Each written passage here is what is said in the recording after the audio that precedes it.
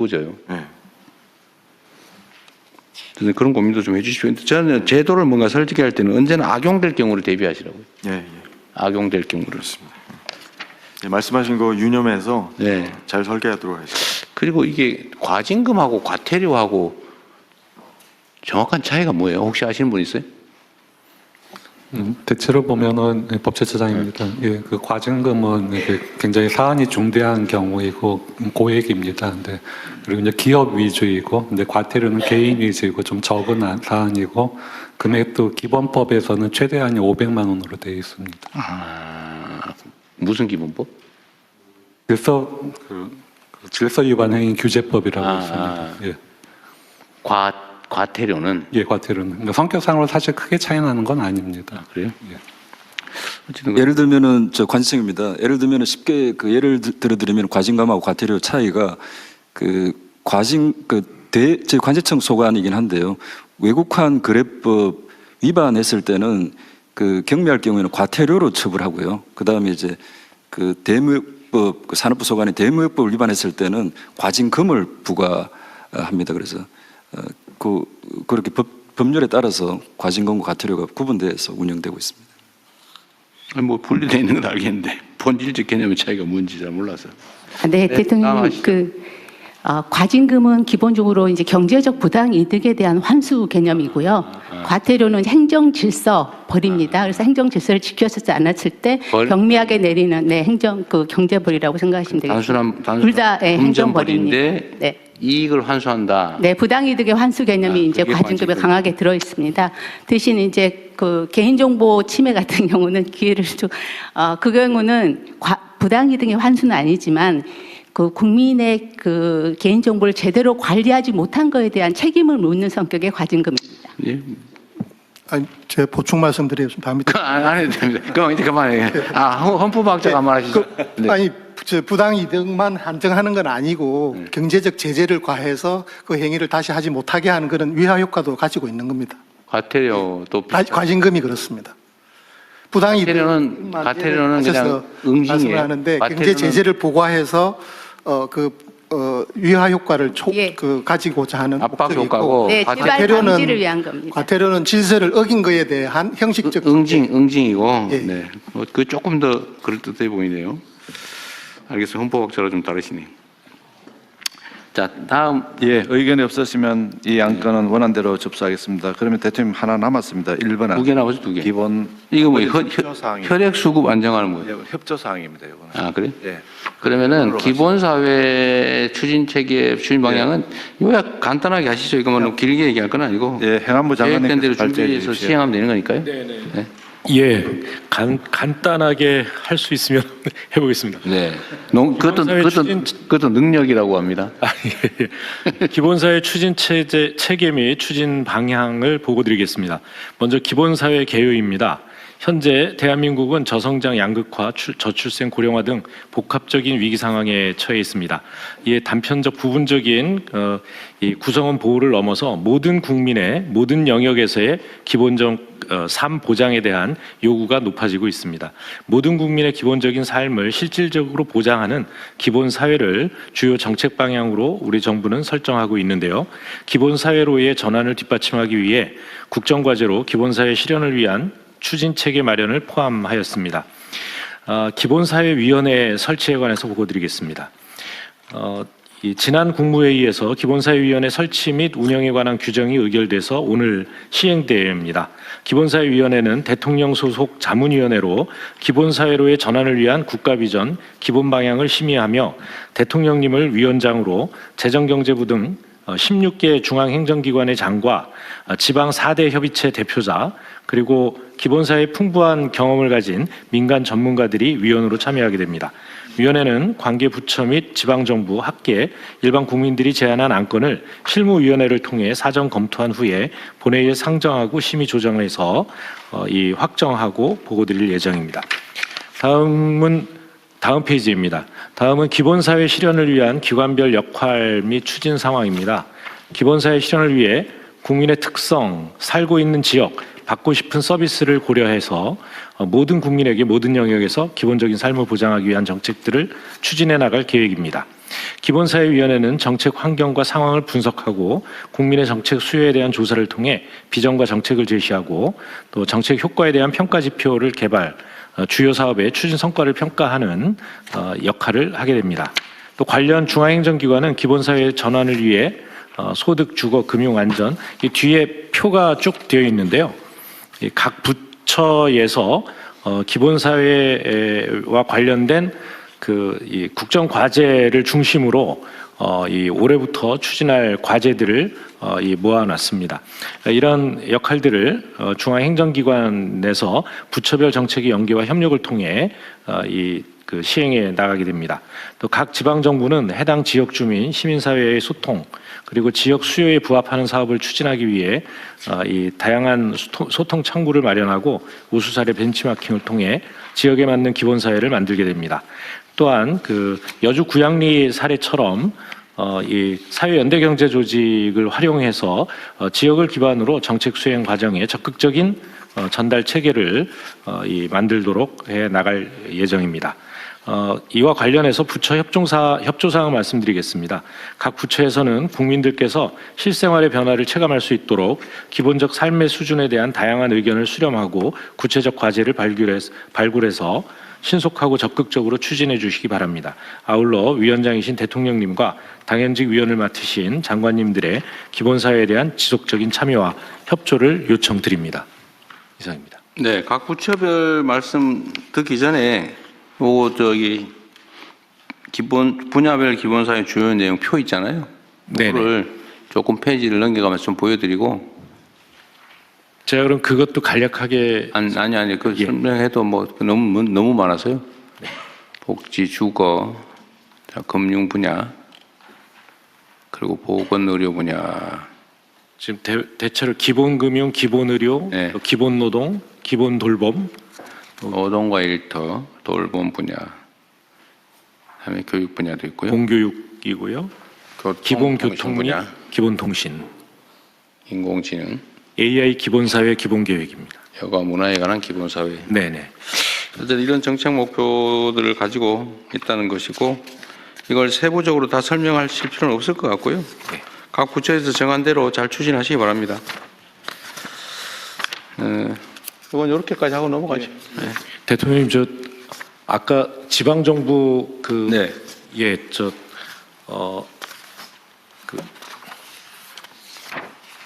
말씀하십시오. 죄송합니다. 체납관리단 운영과 관련해서 네. 제가 중요한 걸 하나 보고를 못 드렸습니다. 말씀하십시오. 이제 인력을 조속히 확충하고 그 인력들의 이제 생활임금 또는 적정임금을 유도하기 위해서 이제 정부에서 체납관리단을 운영하는 지자체의 인건비의 일부를 보조해 주셔도 일부를 보조를 해야 되는데 현재 예산이 확보가 안 되어 있습니다. 그래요? 예, 그래서 기획예산처에서 예산을 좀 확보를 해주시면 조속히 시행하도록 하겠습니다. 그게 지금은 그 항목 예산은 당연히 없을 거고. 네. 예. 어차피 우리가 적정한 시기에 이거 좀 예산을 추경으로 조정을 해야 되잖아요. 언제가 될지 모르지만 올 내내 안 할 건 아니고 그때 하는 걸 전제로 네. 지원을 해주기로 약속을 하고 네. 지방정부 예산을 일단 지급하면 나중에 보전을 해주는 것도 포함해서 네, 미리 시행을 하고 미리 하라고 하시죠. 해주겠다. 예. 한 말씀만 드려도 되겠습니까? 네. 근데 이게 지금 중앙정부 세입이 늘어나는 게 아니고 이게 지방정부 세입이 늘어나는 측면도 있고요. 이거는 또 명백하게 보면 지방자치법 13조에 보면 지방세하고 관련되는 것도 지방자치사무의 측면도 있고요.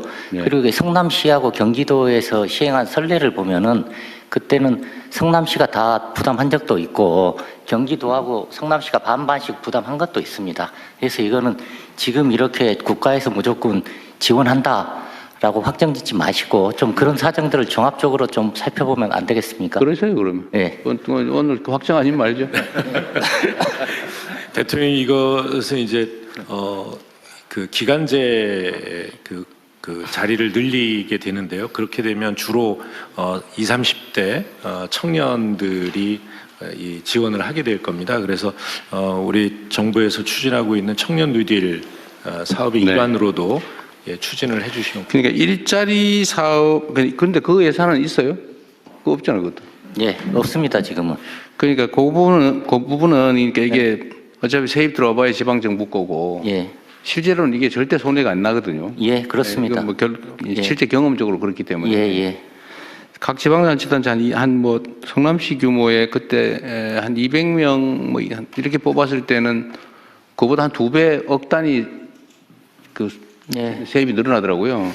그러니까 그거는 경험적으로는 될 텐데 일자리 사업 측면도 있으니까 그 양 측면을 동시에 고려해 가지고 다음에 얘기를 하기로 하시죠. 예, 오늘 확정하지 말고요. 예. 예, 그러면 다음은 부처 협조 사항을 공유하겠습니다.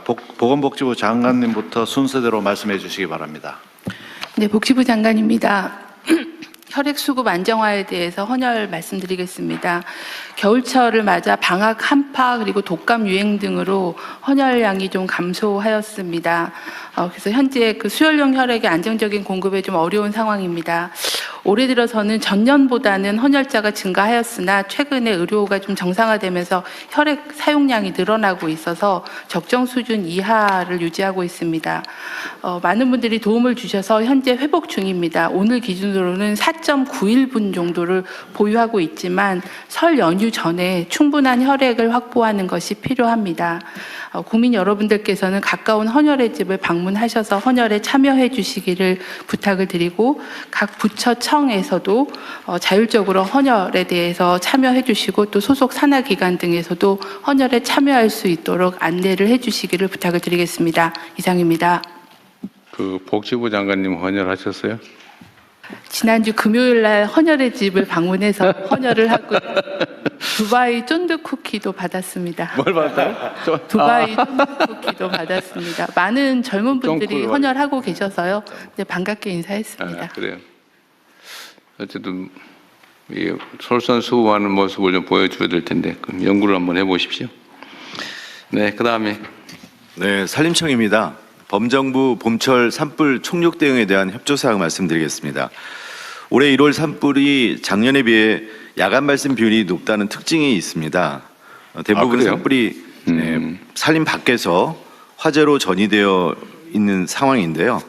작은 불씨가 산불로 이어지지 않도록 모든 국민들의 관심과 함께 관계 부처청과 지방학교가 절실한 상황입니다. 먼저 효과적인 산불 예방 감시를 위해서 농산촌 산불 주요 원인인 소각 산불을 좀 방지하고 지역 주민이 참여해서 산불을 감시할 수 있도록 협조를 요청드립니다. 각 부처청 소관시설 주변에 산불 예방 노력 또한 필요합니다. 최근에 난 산불 중에는 주로 주택 또는 공장 그리고 최근에 난 산불에는 사찰에서도 산불이 야기됐기 때문에 각 부처청의 산불 예방 노력이 필요한 상황입니다. 진화 대피 관련해서도 협조 요청 부탁드리고요. 국방부나 소방청, 경찰청 등 관계 부처청에 그동안 많은 협조를 해주셨는데 앞으로도 계속 협조를 부탁드리고요. 안전하고 신속한 대피를 위해서는 산불 피해 위험이 높은 다중이용시설의 대피체계 구축과 함께 TV 자막 방송 및 긴급 재난 문자 송출, 교통 통제 등의 적극 협조 부탁드립니다. 마지막으로 국민 한 분 한 분이 산불 감시원이라는 생각으로 열심히 활동해 주시기를 부탁드리고요. 앞서 말씀드린 것처럼 많은 내용들이 산불 재난 위기관리 표준 매뉴얼에 포함되어 있습니다. 각 부처청과 지방정부, 유관 공공기관에 이미 송부해 드렸습니다. 보다 자세한 내용은 매뉴얼을 확인해 주시고 널리 공유해 주시기 부탁드립니다. 산림청은 작년 봄철과 같은 아픔이 다시는 발생하지 않도록 혼신의 힘을 다해 산불 진화에 총력 대응하고 있습니다. 하지만 산림청 혼자만의 노력으로는 부족한 것이 현실입니다.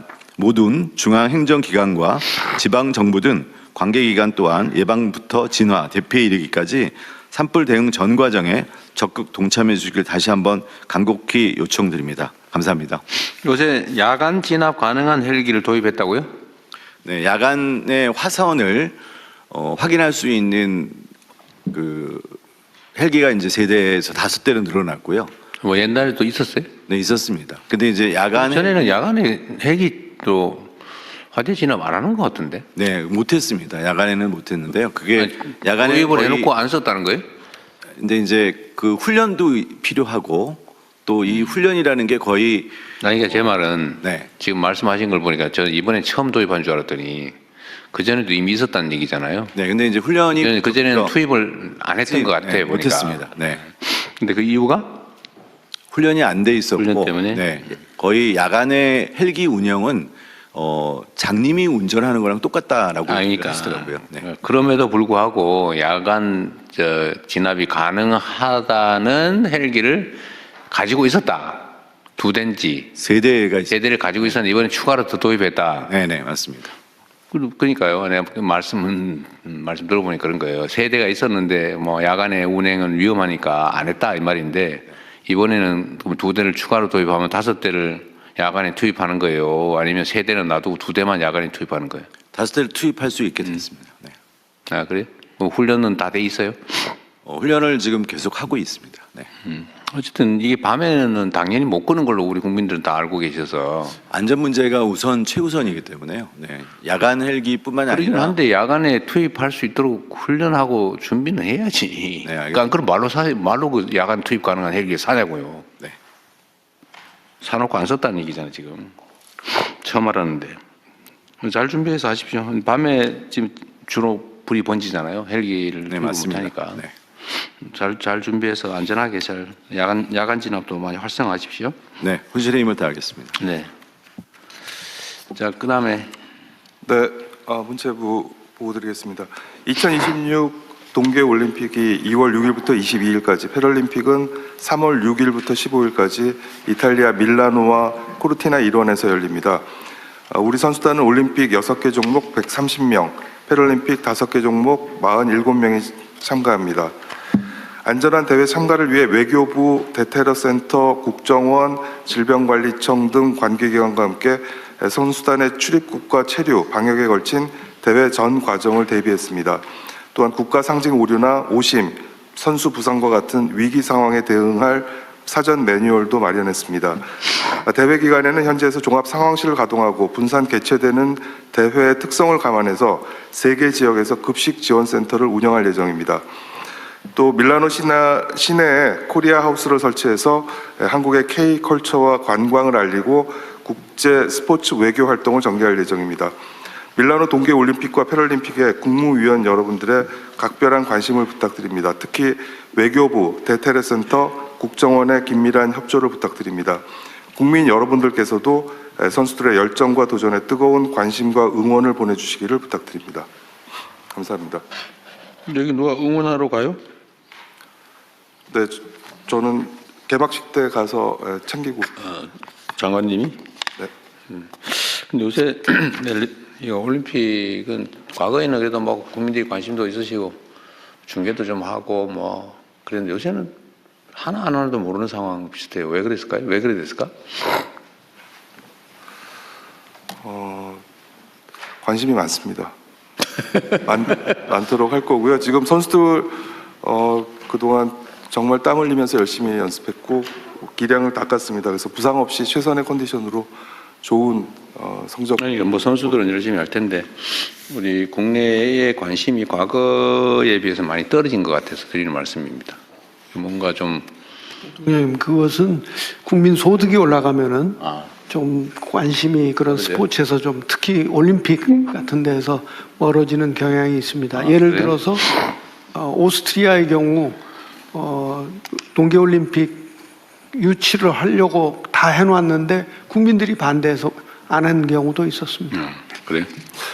비슷한 일례로 패럴림픽 같은 경우는 저희가 예전에 선수층도 두껍고 성적도 좋았습니다. 근데 요즘은 선수층이 얇아지고 성적도 그렇게 뭐 예전만큼 높지는 않습니다. 일반적 관심이 떨어지고 있는 모양이군요. 그 가장 큰 이유가 장애인 수가 줄어들고 있는 부분도 있습니다. 그래서 네, 장애인 뭐 패럴림픽이 그렇다 치고 일반 올림픽 경기도 어쨌든 관심도나 아니면 이런 많이 떨어지는 것 같아서 그게 소득 수준과 관계가 있군요.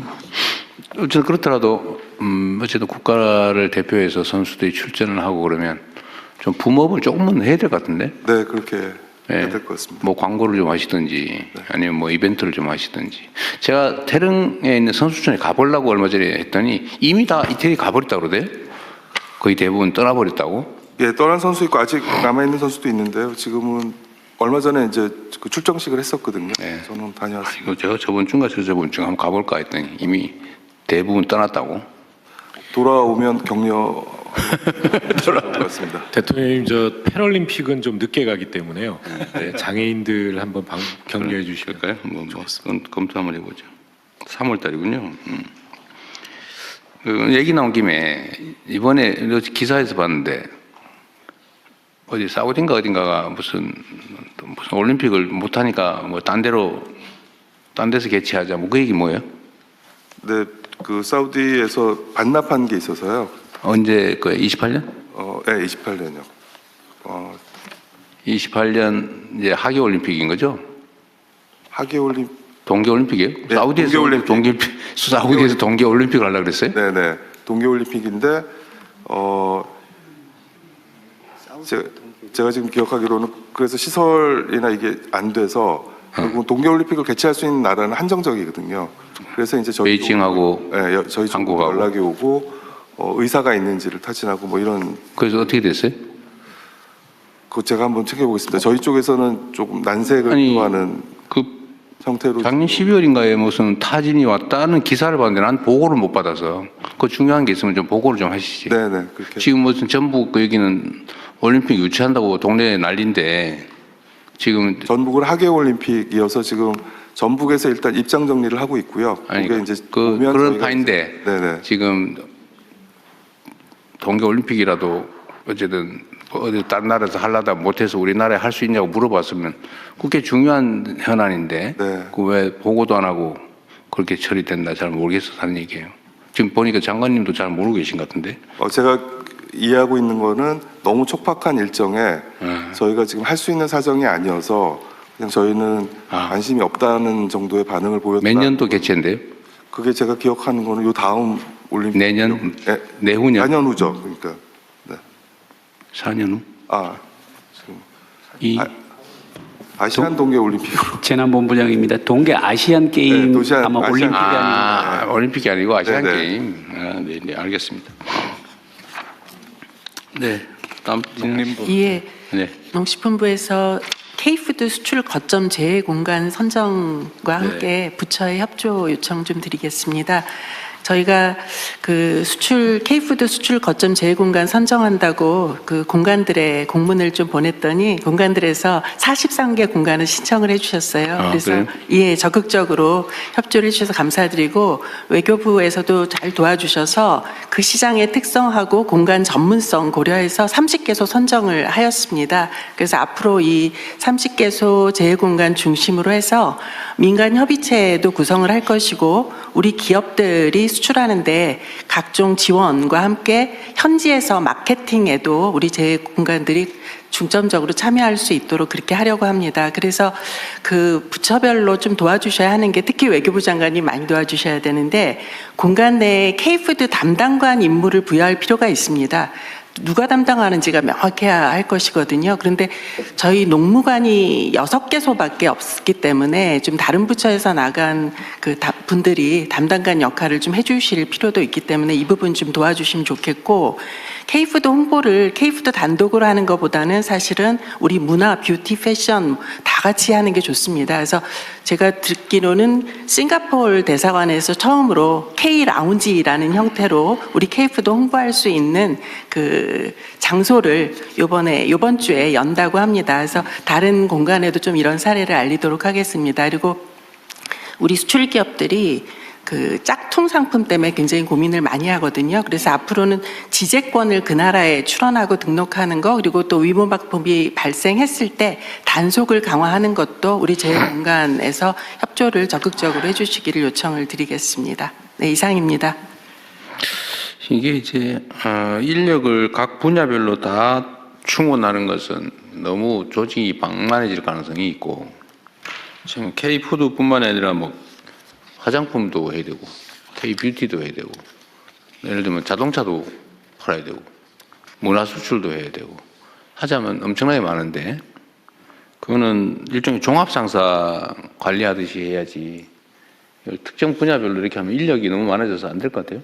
근데 그 방법을 좀 찾아보시죠. 네, 주재관이 여러 가지 영역의 일을 다 할 수 있도록 이미 하고 있는데 지금 말씀하신 농림부에서 말씀하신 것은 특별히 좀 지시를 해보겠습니다. 그리고 농림부에서 사실은 매뉴얼을 만들든지 무슨 일이 필요하다. 예. 어느 지역은 뭐가 필요하다. 예. 라고 정리해서 보내면 거기서 단순 집행을 하게 예, 이렇게 그렇게 해야지. 하겠습니다. 거기서 네가 알아서 전문적으로 다 연구해서 이러면 안 될 것 같아요. 예. 각 부처들도 다 마찬가지입니다. 예.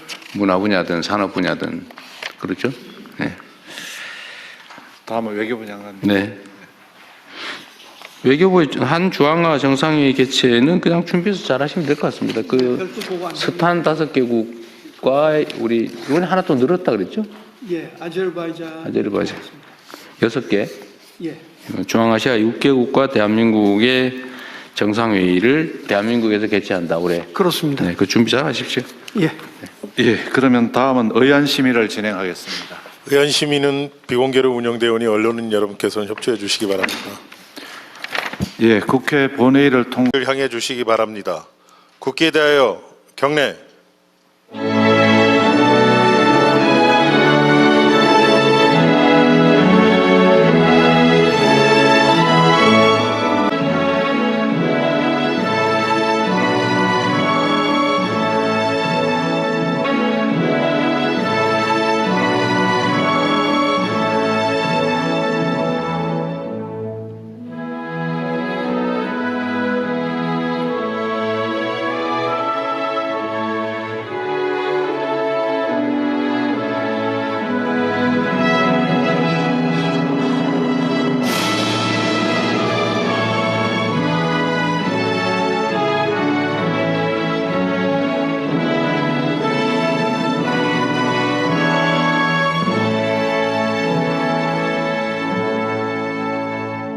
바로 모두 자리에 앉아 주시기 바랍니다.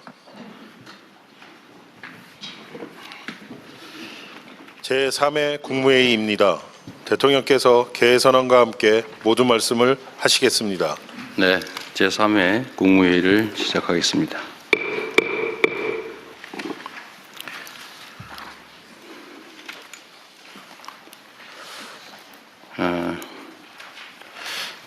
많은 국민들께서 기대하시는 것처럼 경제 상황이 조금씩 개선되고 있습니다. 코스피, 코스닥을 포함해서 자본시장도 또 주식시장도 정상화의 길을 제대로 가고 있는 것 같습니다. 오랜 시간 홀대받던 우리 자본시장이 미래 혁신 산업 성장 그리고 건전한 국민자산 증식을 위한 든든한 토대로 거듭나고 있습니다. 자본시장 정상화를 발목을 잡는 여러 가지 불합리한 제도들도 계속해서 신속하게 개선해 나감으로써 생산적 금융으로의 전환을 한층 가속화해야 되겠습니다. 이 주식시장의 이 흐름이 경제 체질의 구조적 변화로 이어지려면 국민의 삶과 직결된 실물 경제의 안정적인 성장도 뒷받침되어야 되겠습니다. 이는 성장의 기회와 과실이 국민 경제 전반으로 널리 확산되고 특히 중소기업과 벤처, 스타트업 등이 혁신과 도전을 선도하는 새로운 핵심적인 경제 주체로 거듭나야 가능한 일입니다. 정부는 대중소기업 상생성장 기반 강화, 또 벤처 스타트업 창업 활성화, 제도전 친화형 생태계 구축에 정책적인 역량을 집중해 주시기 바랍니다. 거기에 더해서 우리 사회의 가장 심각한 문제라고 할 수 있는 국토 균형 발전도 지속적으로 추진해 나가야 되겠습니다. 국민 모두의 성장으로 향하는 길은 일부 대기업과 또 특정 지역, 특정 부문만이 아니라 모든 경제 주체가 함께할 때 보다 넓고 단단해질 수 있다는 점을 생각해 주시기 바랍니다. 요즘 부동산 문제가 논란이 되고 있습니다. 경제 구조의 대전환을 통한 모두의 성장을 제대로 실현하기 위해서는 부동산에 비정상적으로 집중된 우리 사회의 자원 배분 왜곡을 반드시 바로잡아야 합니다. 비생산적인 부동산의 과도한 팽창은 필연적으로 건품을 키우게 됩니다. 그리고 성장 잠재력을 훼손할 뿐만 아니라 자칫 국민 경제 전반에 심대한 타격을 더할 수 있습니다. 이는 나아가 사회 구성원 간의 신뢰마저 손상해서 우리 공동체의 안정까지 뒤흔들게 될 것입니다. 부동산 거품을 제대로 통제하지 못해서 잃어버린 20년 또는 잃어버린 30년을 경험하며 큰 혼란을 겪은 가까운 이웃 나라의 뼈아픈 사례를 반드시 반면교사 삼아야 되겠습니다. 이런 어려움을 피하려면 굳은 의지를 바탕으로 실효적인 정책을 지속적으로 안정적으로 추진해 나가야 합니다. 당장 눈앞에 고통과 저항이 두려워서 불공정과 비정상을 절대로 방치해서는 안 됩니다. 시장이 원하는 적극적인 대책도 동시에 추진해 나가야 되겠습니다. 정책 성공의 출발점은 어떤 정책이 어떤 방식으로 시행되고 있는지를 국민들께 제대로 적시에 알리는 것입니다. 아무리 좋은 정책 사업도 국민이 해당 내용을 잘 모르시고 계시거나 제대로 이해하지 못하면 50점짜리에 불과하다라고 할 수밖에 없습니다. 지난해 부처별 정책 소통 평가를 해봤더니 대상기관 47곳 가운데 노동부, 중기부, 경찰청, 기상청을 포함해서 12곳이 우수기관으로 선정됐습니다. 매우 잘하셨고 수고 많으셨습니다. 또 약간 모자란 부처청은 각별히 분발해 주시기를 부탁드립니다. 국정의 성패는 국민의 이해 그리고 참여에 달려 있습니다. 정책의 소통과 홍보에 보다 많은 노력을 기울여 주시기 바랍니다. 그리고 정책에 대한 신뢰 확보가 매우 중요합니다. 정책에 대한 신뢰는 뭐 정책 내용도 매우 안정적이고 좋아야 되겠지만 쉽게 바꿔서는 안 됩니다. 힘들더라도 정책 방향을 정하면 잔파도에 휩쓸리지 말고 또 일희일비하지 말고 굳굳하게 정책의 안정성을 확보해야 합니다. 그리고 특히 부당한 이익을 추구하는 잘못된 기대를 반드시 제어해야 합니다.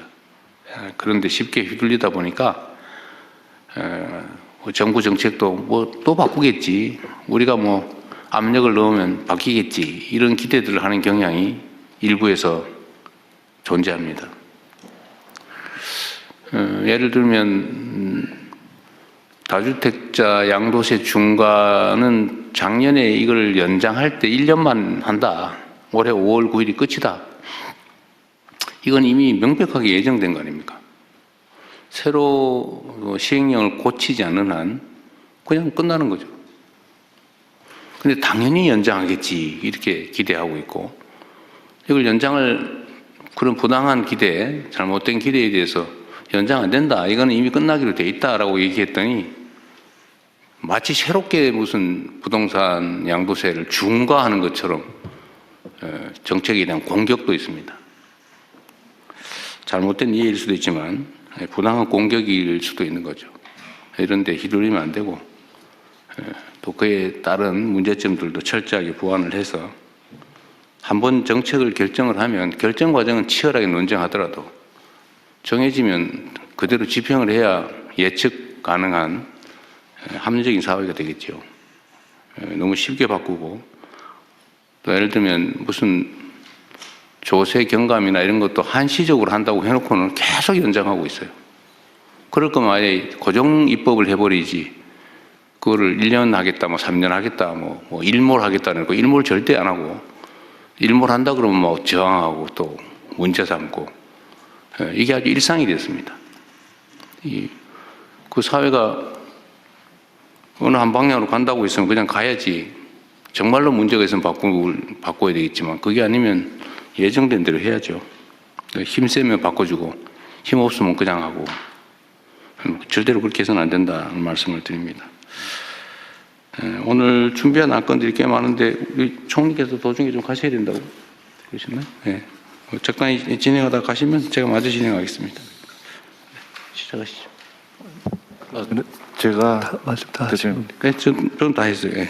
제가 진행하도록 하겠습니다. 아 그래? 네, 네. 제가 하신 말씀이 좀 있으신 것 같은데. 아니, 예, 그 양해 본격적인 말씀하고 토의 전에 잠깐만. 네. 그 이해찬 민주평통 수석부의장님의 장례위원장을 맡게 돼서 중간에 자리를 비울 것 같아서 그래요? 오늘 경제부총리께 부탁을 드렸습니다. 네, 총리님이 뭐 방미 선고하고 하실 말씀 있으시다 그래가지고 됐습니까? 네, 네, 알겠습니다.